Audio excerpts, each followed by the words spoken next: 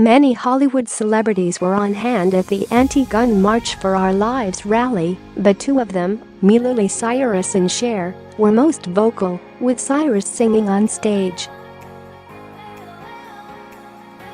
Cher and Miley bombarded their Twitter accounts with live feeds, screaming at Americans to disarm and other stupid slogans. Well, they got blasted by a nasty surprise they never saw coming. You're going to love this. Most Americans did not attend or watch the ridiculous AstroTurf event, March for Our Lives, sponsored by George Clooney and Oprah Winfrey, along with George Soros's multifaceted radical leftist organizers who planned the entire thing. Instead, it attracted the usual Hollywood idiots like Miley Cyrus and Cher. E-Online reports, despite some hiccups in their relationship, former Disney stars Miley Cyrus and Demi Lovato joined up after separately performing at the March for Our Lives rally in Washington, D.C. on Saturday, and fans are loving it. They go on. Miley was quick to post the momentous occasion on social media, posting a photo of the twosome and writing, "Been friends forever and happy to stand with you on important days like this." Glamour magazine devoted an entire article to go gaga over the Hollywood crowd who showed up for the anti-Second Amendment march. The piece fawned over the strong contingent of celebrities who were all eager to show their support for the student activists, without overshadowing the young people who have been at the heart of wave of activism sweeping the U.S. in the wake of the shooting at Marjory Stoneman Douglas High School in Parkland, Florida, on February 14. Cher started tweeting 24 hours in advance. She posted photos of her private plane as she took off from Los Angeles and tweeted all kinds of nonsense during the event. Stood with 800K plus PPL today at March for Our Lives rally. Standing in the middle, talking, taking pics with all those people, before and after, made me so happy. Wore my marching beanie. We'll auction it off after next March, tweeted Cher.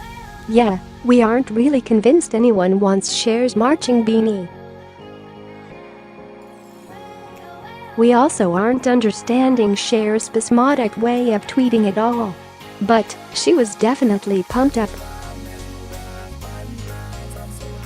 She tweeted a photo with the marching beanie, posting, "Me and Sue totally engrossed in whatever was happening on stage.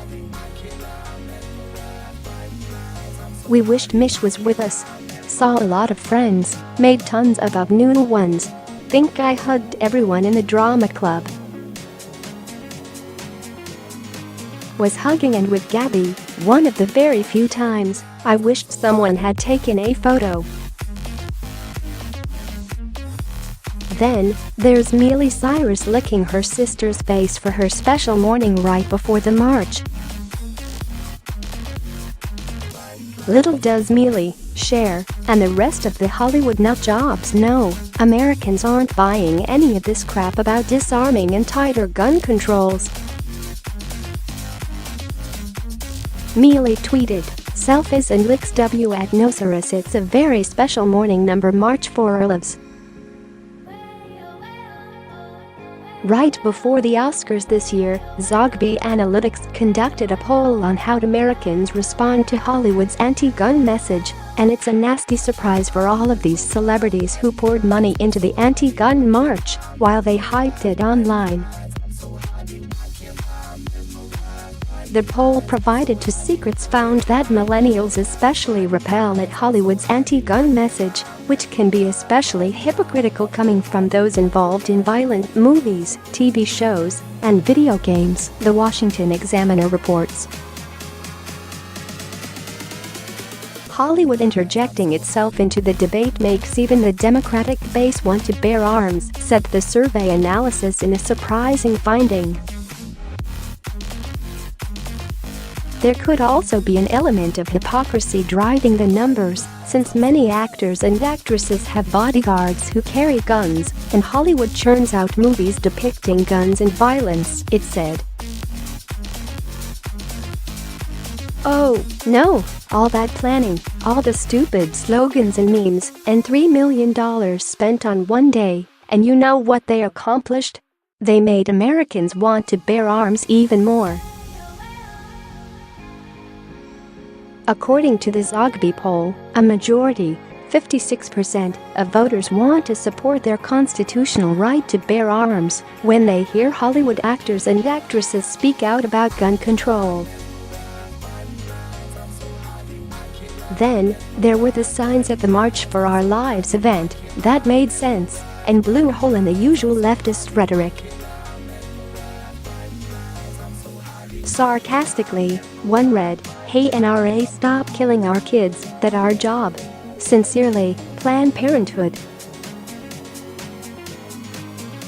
Another said, "NRA killed 0 Americans, Planned Parenthood killed 58 million Americans." From the abortion issue, which Hollywood protects with a passion, to their ridiculous anti-gun message, which makes no sense, these celebs are failing miserably with their message.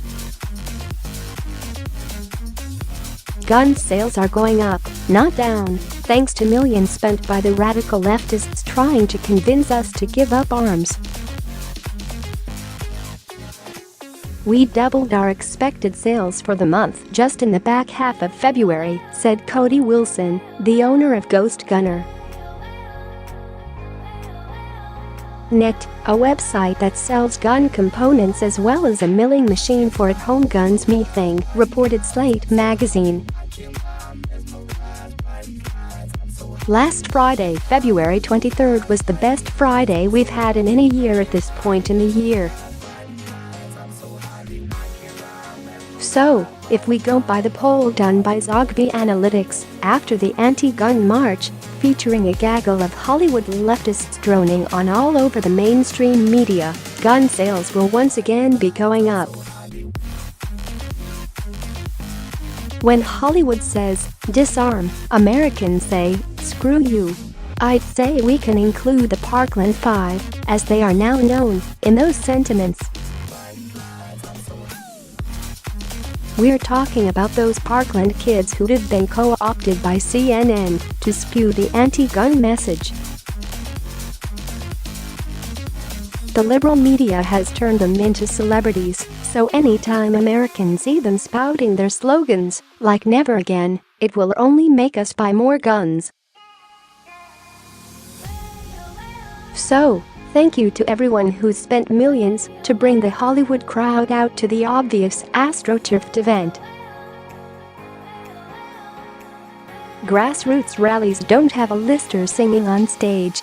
So, we need to thank Clooney, Oprah, Miley, and Cher.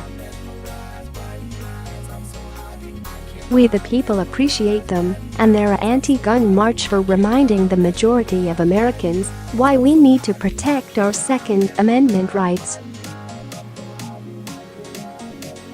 Without the Second Amendment, we have no way to ensure our constitutional rights.